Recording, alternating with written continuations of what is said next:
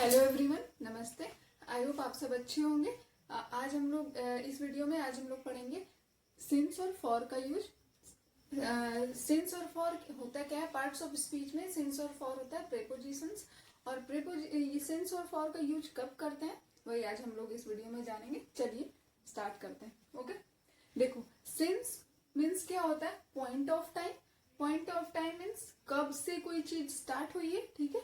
और for means होता है पीरियड ऑफ टाइम या फिर ड्यूरेशन ऑफ टाइम। किसी भी काम के स्टार्ट होने का जो पीरियड है ना, कितना है, ड्यूरेशन मतलब अवधि कितनी है, कितनी देर से स्टार्ट हुआ है, वही चीज हम लोग उसमें फॉर यूज करते हैं। ओके, देखो, सिंस को यूज करने के सिंस कहाँ कहाँ पे यूज करते हैं? सबसे फर्स्ट पॉइंट है जब किसी ईयर, डे, मंथ का नाम हो तो सिंस यूज करते हैं। जैसे सिंस 2021 या फिर since January, since Monday. Okay, ये ईयर, डे, मंथ इन सब का नाम हो तो सिंस यूज करते हैं। दूसरा पॉइंट है yesterday, last night, last week, last month, तो सिंस यूज करते हैं। ओके, जैसे देखो, I haven't seen him since last month. मैंने उसको लास्ट मंथ से मतलब पिछले महीने से नहीं देखा है। मतलब कब नहीं देखा? पॉइंट क्या है? पॉइंट ऑफ टाइम क्या है? Since. Last month point of time है, मतलब मैंने तब से देखा ही नहीं है उसको, ठीक है। तो उस पॉइंट ऑफ टाइम क्या है? Last month. ओके, और थर्ड क्या है? Name of festival. फेस्टिवल्स के नेम पे भी सिंस लगाते हैं। Since Diwali, since Dussehra. Okay, fourth point है name of an event. Event, किसी इवेंट का नाम हो, किसी इवेंट की, जब हम लोग किसी पर्टिकुलर इवेंट की बात करते हैं तो भी सिंस लगाते हैं। Okay, since my marriage I have heard this crap. Okay, point क्या है सिंस और फॉर यूज करने का? किसी स्टेज की बात करते हैं, स्टेजेस की, किसी पर्टिकुलर स्टेजेस की बात करेंगे तो सिंस यूज करते हैं। जैसे childhood, youth. For example, we have been dearest friend since childhood. Okay, और एक पॉइंट जो कि इम्पोर्टेंट है, सिंस लगाने के लिए have been, had been, will have been का होना जरूरी है, क्योंकि ये परफेक्ट कॉन्टिन्यूअस टेंसेस में यूज होते हैं या फिर परफेक्ट टेंस में यूज होते हैं।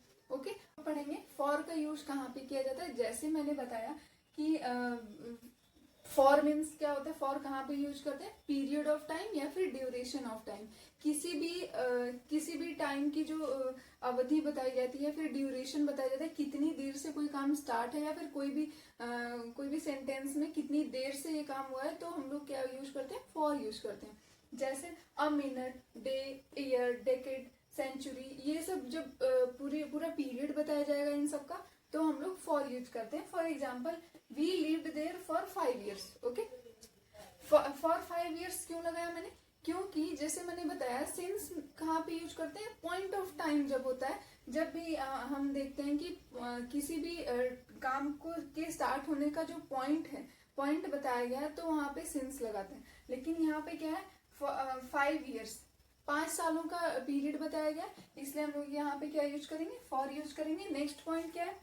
For the last month, the last week, for the past 5 weeks, इन सब के बाद भी, इन सब के पहले भी फॉर यूज करते हैं। ओके, और हाँ, एक एक्सेप्शन भी है जो आप लोग को जानना बहुत जरूरी है। जैसे देखो, पीरियड ऑफ टाइम प्लस एगो। जब भी मैंने बताया कि पीरियड ऑफ टाइम हो तो फॉर लगाते हैं, ड्यूरेशन ऑफ टाइम हो। लेकिन एक एक्सेप्शन ये है कि पीरियड ऑफ टाइम है और प्लस एगो दिया हुआ है लास्ट में, तो हम लोग क्या यूज करेंगे? सिंस यूज करेंगे। For example, he has been ill since 5 days ago। मतलब वो कितने, 5 दिनों से, पिछले 5 दिनों से बीमार है, ठीक है।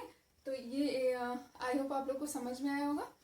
देखिए, मैं आपको एक इम्पॉर्टेंट पॉइंट बताती हूँ। देखो, सिंस लास्ट मंथ जब हम लोग लगाते हैं सिंस लास्ट मंथ, उसका मतलब होता है जस्ट 1 month ago। क्योंकि मैंने बताया था पॉइंट ऑफ टाइम होता है सिंस का, तो एक महीने पहले की बात हो रही है, ठीक है। जस्ट 1 month ago, ठीक है।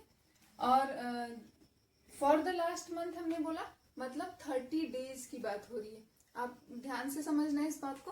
देखो, सिंस लास्ट मंथ है मतलब कि हमने जस्ट एक महीने पहले की बात की है, पॉइंट ऑफ टाइम है।